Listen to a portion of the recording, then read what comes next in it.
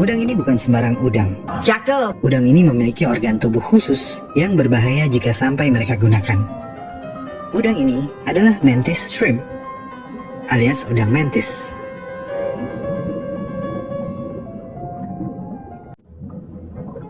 Udang cantik namun galak ini memiliki banyak nama.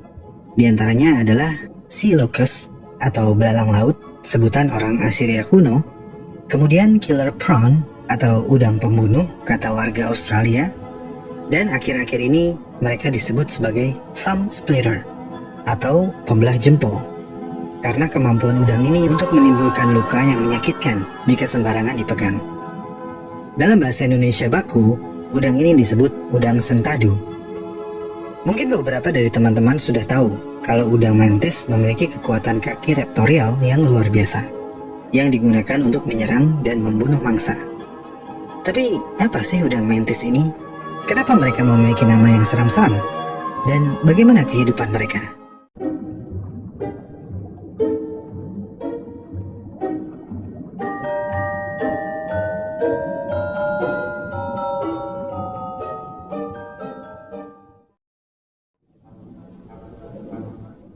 Mungkin teman-teman sudah bisa menebak kenapa mereka dinamakan mantis shrimp atau udang mantis. Ini gampang ya, karena secara sekilas mereka mirip mantis atau belalang sembah yang hidup di darat. Tapi sesungguhnya mereka bukanlah udang, apalagi mantis. Mereka adalah arthropoda dalam ordo Stomatopoda. Tapi karena sudah terlanjur populer dengan nama udang mantis, jadi kita akan tetap memanggil mereka demikian. Tapi tetap diingat ya, kalau mereka bukan udang sejati. Dengan lebih dari 450 spesies yang sudah diklasifikasikan, udang mantis adalah salah satu predator paling umum di banyak habitat laut dangkal, baik itu di wilayah tropis maupun subtropis. Mereka ternyata telah hidup selama jutaan tahun di bumi, bahkan disebut-sebut jauh lebih tua ketimbang dinosaurus. Berdasarkan bukti fosil, ordo Stomatopoda berevolusi secara terpisah dari jenis krustasea lainnya sekitar 400 juta tahun yang lalu. Keluarga udang mantis sudah mulai berevolusi sekitar 170 juta tahun lebih awal daripada dinosaurus. Mereka berevolusi secara terisolasi, sehingga menghasilkan bentuk dan karakteristik unik yang berbeda dari udang-udang lain. Stomatopoda adalah arthropoda penyendiri yang menghabiskan sebagian besar hidupnya di lubang dan celah bebatuan di dasar laut. Lubang ini mereka jaga dan mereka rawat dengan baik, karena mereka sangat bersih dan apik. Saking menikmatinya hidup menyendiri, mereka hanya keluar lubang untuk mencari makan dan ketika datang masa kawin. Dan karena mereka menghabiskan sebagian besar waktu mereka di dalam lubang, manusia tidak banyak tahu tentang mereka. Tapi itu dulu. Dan ketika pada akhirnya manusia tahu lebih banyak tentang udang mantis, manusia menjadi tertarik. Sangat tertarik. Karena apa yang manusia dapat pelajari tentang mereka benar-benar mind-blowing. Mereka tidak terancam punah, karena sangat pandai bersembunyi dan bertelur dalam jumlah yang banyak.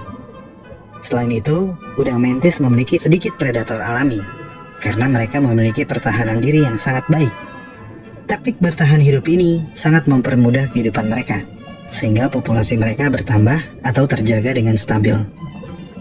Berdasarkan skill berburu mereka, udang mantis dapat dibagi menjadi dua, yaitu smasher alias penghancur, dan spearer alias penombak. Smasher, seperti namanya, memiliki benjolan keras yang disebut dactyl club di ujung kaki reptorial mereka, yang mereka gunakan untuk menghancurkan cangkang kerang, tubuh kepiting, dan makhluk laut bercangkang keras lainnya. Di sisi lain, spearer memiliki kaki reptorial panjang yang berduri tajam di ujungnya, yang mereka gunakan untuk menombak, mencengkram, dan menusuk mangsa mereka.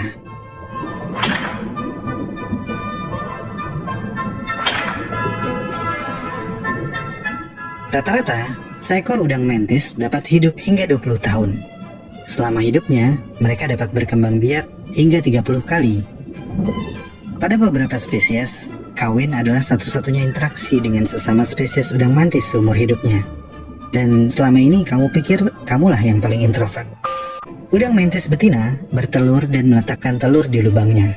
Namun beberapa spesies terlihat membawa telur-telur mereka kemana-mana. Beberapa spesies udang mantis akan berpasangan seumur hidup, dan keduanya akan silih berganti merawat telur.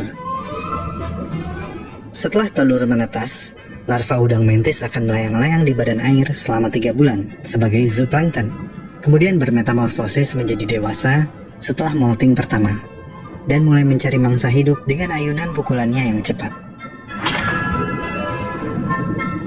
Segini aja udah sangat keren ya, tapi tunggu dulu. Karena semakin kita tahu tentang ordo Stomatopoda ini, maka akan semakin takjub kita dibuatnya.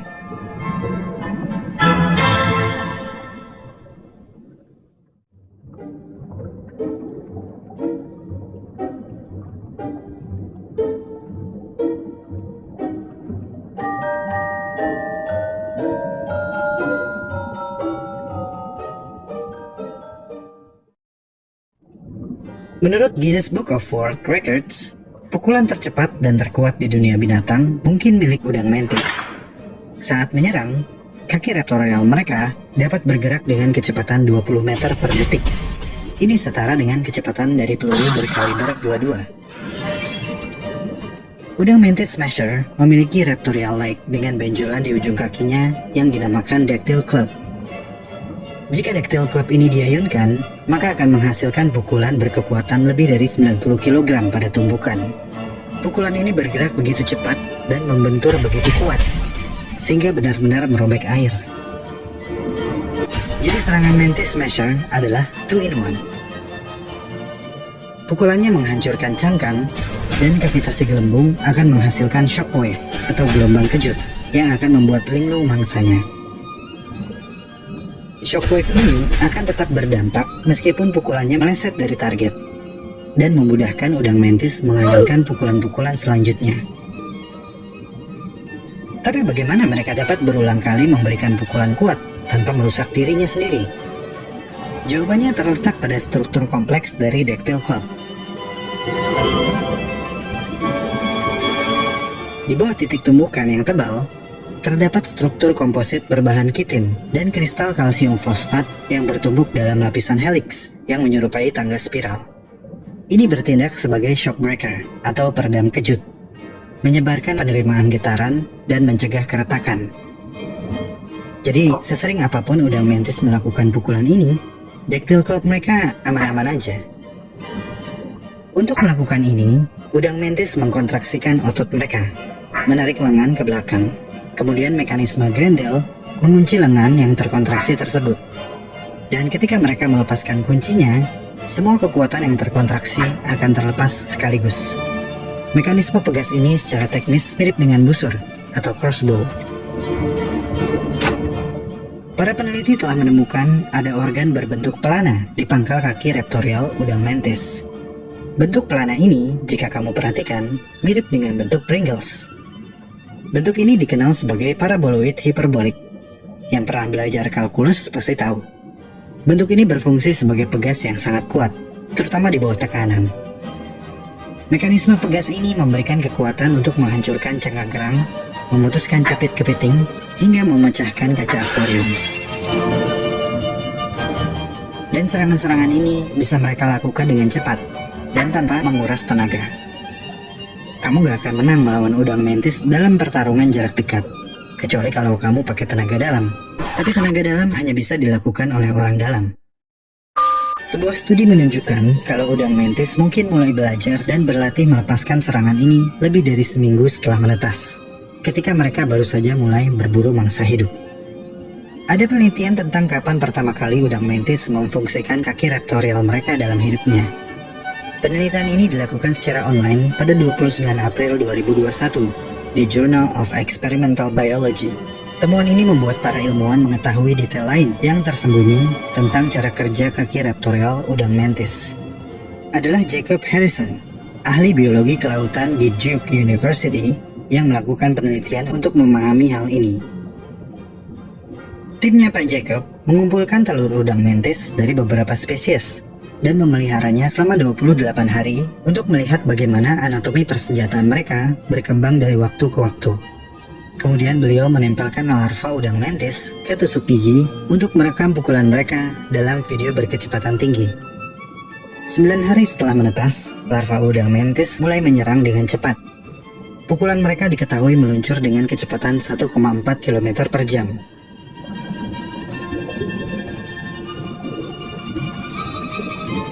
Ini sebanding dengan kecepatan pukulan orang dewasa.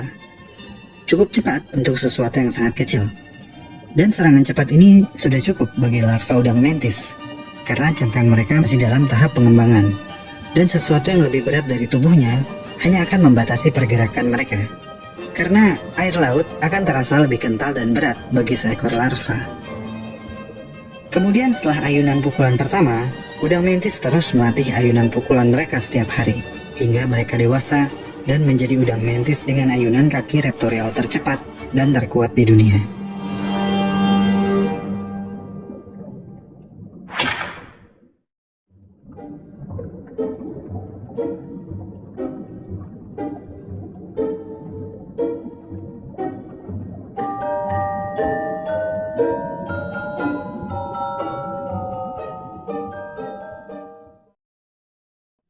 Para peneliti di University of Illinois Urbana-Champaign telah mengembangkan kamera heksakromatik yang dapat menangkap gambar tumor selama operasi pengangkatan, untuk membantu memastikan tidak ada sel tumor yang tersisa.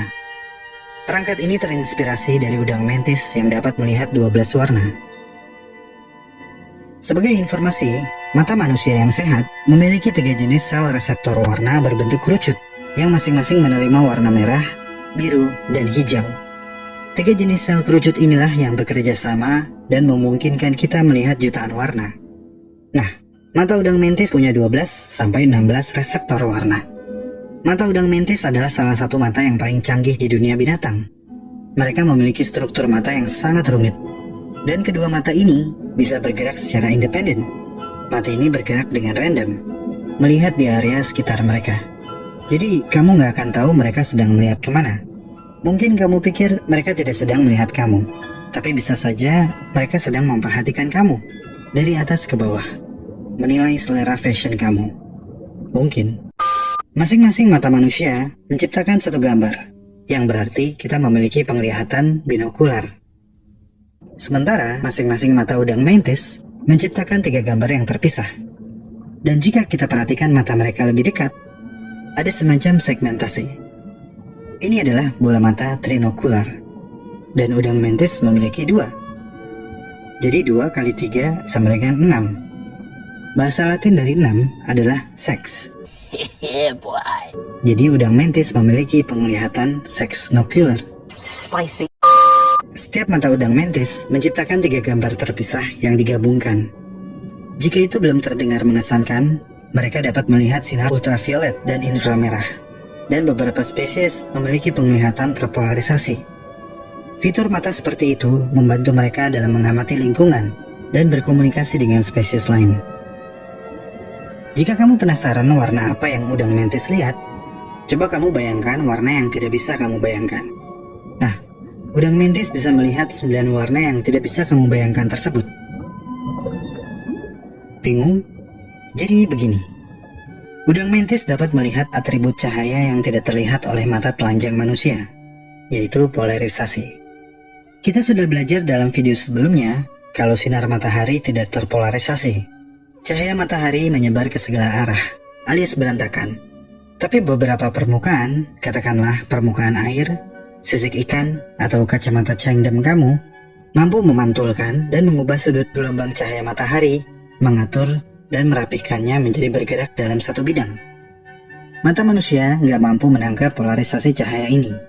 Tapi mata udang mantis memiliki sensor ekstra yang memungkinkan mereka menganalisis sudut gelombang cahaya tersebut. Ini berarti udang mantis dapat melihat mana benda yang memantulkan cahaya terpolarisasi dan mana yang tidak. Jadi permukaan tubuh ikan, kepiting, dan mangsa potensial lainnya akan terlihat lebih jelas dengan latar belakang air yang kurang terpolarisasi. Hebatnya lagi, beberapa udang mantis memiliki kemampuan untuk melihat variasi cahaya terpolarisasi lain yang jauh lebih langka. Cahaya terpolarisasi sirkular atau melingkar. Cahaya terpolarisasi jenis ini tidak bergerak dalam arus datar, tapi dalam arus cekung dan terpantul melalui ruang dalam bentuk berputar seperti helix. Kita menggunakan cahaya terpolarisasi sirkular untuk membuat kacamata 3D dan teknologi DVD. Udang mantis tidak hanya dapat melihat polarisasi semacam ini, mereka juga dapat dengan sengaja membuatnya. Bagian tubuh jantan dari beberapa spesies udang mantis berfungsi sebagai permukaan yang memantulkan cahaya terpolarisasi melingkar, memancarkan semacam kode rahasia yang hanya terlihat oleh beberapa spesies udang mantis. Ini ibarat kamu yang bigi cagaraga baga gigi nigi sagamaga sagahaga bagat kagamugu, supaya yang mendengar percakapan tersebut gak mengerti apa yang sedang kamu bicarakan. Untuk berbicara sinyal rahasia ini, pejantan menampilkan tubuh mereka yang dinamakan antennal scale atau lempeng antena ini selama masa kawin untuk menarik perhatian betina. Penelitian lain menunjukkan bahwa pejantan dewasa kerap menunjukkan lempeng antena ini untuk memperingatkan pejantan lain akan kehadiran mereka di dalam liang. Tapi ironisnya, mata udang mantis sangat buruk dalam membedakan warna apa yang bisa dilihat oleh manusia. Penelitian lain mengungkapkan kalau mata canggih ini berkembang lantaran otak udang mantis tidak cukup mumpuni untuk memproses informasi sebanyak itu. Jadi mata mantis mengembangkan banyak fotoreseptor dan semua kerja keras dilakukan di mata. Tidak seperti mata manusia yang harus mengirimkan sinyal ke otak untuk diproses. Jadi kalau kamu diajak otak udang, bilang aja, nggak apa-apa, asalkan udang mantis. Meskipun otaknya kecil, yang penting cantik. Maksudnya nggak apa-apa galak, asalkan cantik dan otaknya kecil. Gimana sih?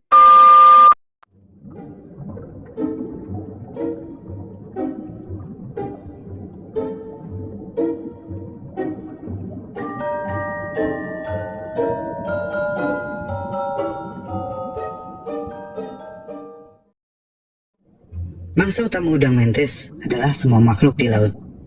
Maksud saya gini, mereka ini sangat teritorial. Mereka nggak suka ada makhluk lain yang mendekati sarang mereka. Jika ada, mereka akan ajak berkelahi. Jika setelah perkelahian makhluk tersebut mati, udang mantis akan mencoba memakan mereka. Udang mantis dewasa biasanya memakan ikan, kepiting, kerang, siput, cacing, udang, dan cumi-cumi. Ketika masih menjadi zooplankton, larva udang mantis yang baru menetas dan remaja menjadi makanan lezat bagi berbagai macam hewan laut, termasuk ubur-ubur, ikan laut ukuran kecil, dan bahkan paus. Sebaliknya, udang mantis dewasa hanya memiliki sedikit predator berkat sifat agresif dan teritorialnya. Namun beberapa binatang laut diketahui sengaja memangsa udang mantis, seperti sotong dan beberapa ikan besar seperti hiu dan orca.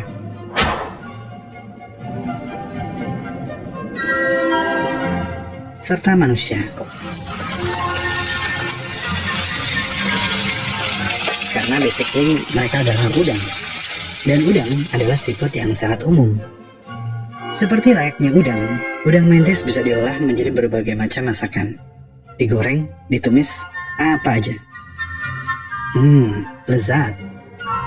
Menurut beberapa orang yang sudah mencobanya, rasanya lebih berat daripada udang, namun lebih ringan daripada lobster. Saya nggak ngerti gimana tepatnya, yang jelas di tengah-tengah. Selain dimakan, udang mantis juga banyak dijual sebagai binatang peliharaan, karena warnanya yang cantik dan bentuk tubuhnya yang unik. Namun, karena perangainya yang agresif, biasanya mereka hanya ditempatkan sendirian di dalam akuarium.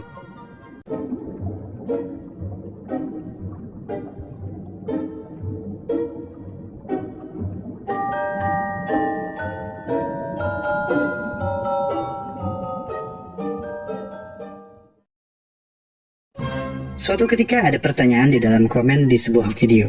Ngapain sih peneliti gabut memperhatikan binatang dan tanaman sampai mikirin umur fosil? Intinya, beliau bertanya, mengapa manusia repot-repot meneliti? Apakah ada manfaat yang kita dapatkan dari meneliti kehidupan binatang? Ya, jawabannya tentu saja ada. Alasan utama kenapa para peneliti suka memperhatikan binatang atau tanaman di alam liar adalah karena banyaknya manfaat yang bisa kita dapatkan dari penelitian tersebut. Salah satunya adalah biomimikri. Biomimikri adalah proses peniruan inovasi yang ada di alam, kemudian mengaplikasikannya pada teknologi yang dapat dimanfaatkan oleh manusia. Harapannya adalah dengan menerapkan sistem yang ada di alam sebagai acuan desain, manusia dapat mengembangkan produk dan teknologi yang lebih ramah lingkungan, berkelanjutan, dan menjawab tantangan teknologi yang dihadapi manusia. Kalau kamu nggak skip-skip video alam semenit, kamu pasti langsung tahu manfaat yang manusia dapatkan dari penelitian tersebut. Contoh dari video sebelumnya adalah rayap yang menginspirasi manusia akan bagaimana teknik arsitektur yang unik. Lalu ada sayap serangga yang ternyata dapat membunuh bakteri. Lalu ada kaki tokek yang menginspirasi manusia dalam penemuan gecko tape. Dan banyak lagi. Nah, penelitian terhadap udang mantis juga membawa manfaat bagi manusia. Tidak cuma satu, tapi ada beberapa manfaat yang akan sangat membantu jika bisa diterapkan di kemudian hari. Contohnya, kamera heksakromatik yang saya sebutkan sebelumnya. Kamera ini dapat memvisualisasikan tumor di dalam tubuh selama proses operasi, sehingga memudahkan pengangkatan keseluruhan tumor secara akurat, tanpa ada yang tersisa. Kamera ini akan meminimalkan revisi bedah, dan menurunkan kemungkinan kambuhnya kanker. Karena meskipun sedikit, tumor yang tertinggal akan berkembang dari waktu ke waktu. Mata udang mantis juga menginspirasi peneliti untuk membuat perangkat pendeteksi kanker dengan menggunakan mekanisme inframerah dan visi polarisasi mata mereka. Kemudian kerasnya dactyl club dari udang mantis measure telah menjadi inspirasi bagi para peneliti untuk menciptakan material komposit yang super keras namun ringan, yang mungkin akan digunakan sebagai bodi pesawat terbang, bodi mobil, bahkan helm. Ada begitu banyak kemungkinan yang bisa dimanfaatkan manusia dengan mempelajari teknologi dari berbagai macam makhluk di dunia ini. Bagaimana dengan kamu? Apa yang terlintas dalam pikiran kamu ketika melihat kelebihan yang dimiliki oleh udang mantis? Tulis di kolom komentar ya.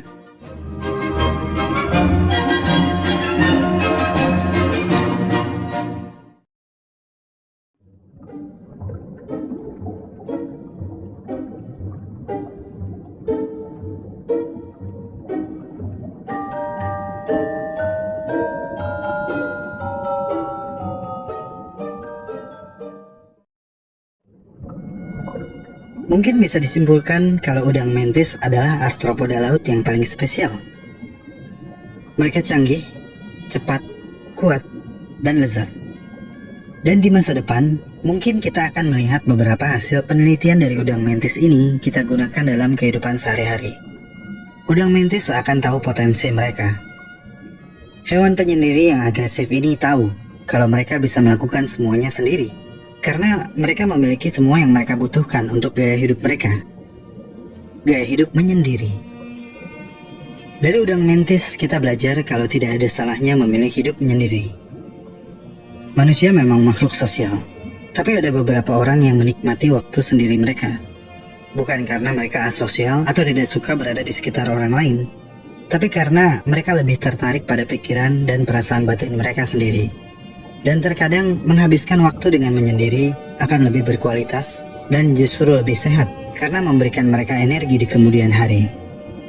Tapi balik lagi, manusia adalah makhluk sosial dan terlalu lama sendiri tidak terlalu bagus untuk kesehatan mental kamu. Intinya, kita boleh memilih untuk menyendiri, tapi kita juga harus tahu kapan untuk membuka diri.